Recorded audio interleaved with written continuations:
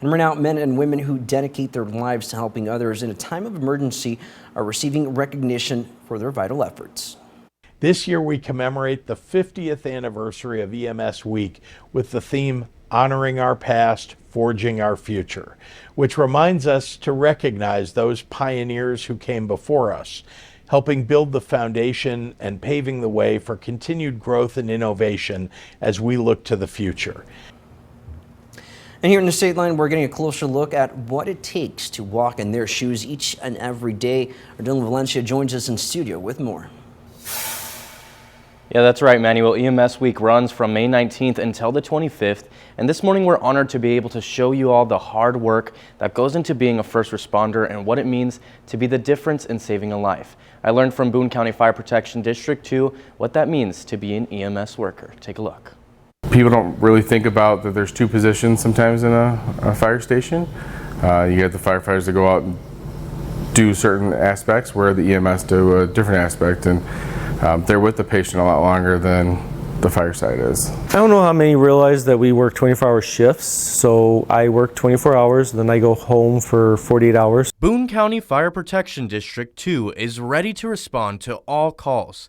From the moment that call comes in to arriving on scene, they are ready.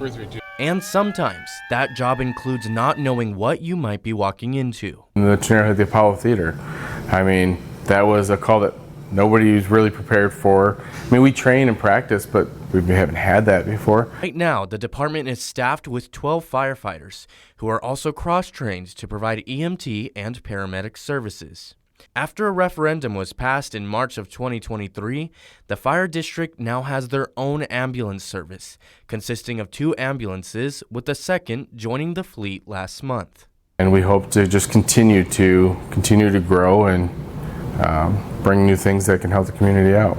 Since their ambulance service started last year, they've responded to rewarding calls. I ended up with 3 full CPR saves here in the last, since August when we started. So those, when the patient comes back and we get to meet the patient that was in a full code, not breathing, heart stopped, and we can bring them back, and then they come to our fire station and talk to us, it's probably one of the best feelings you'll ever receive, because you definitely know you made a huge difference. While there are those rewarding calls, there are the ones that are difficult to forget. You know, I constantly went to their house. It was 2 or 3 times a week we were there.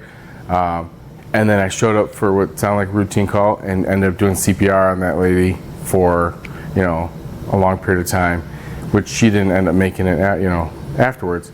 It's just, it happens. Despite those hardships and difficult calls, the thing that gets EMS workers through each week is that close bond with each other.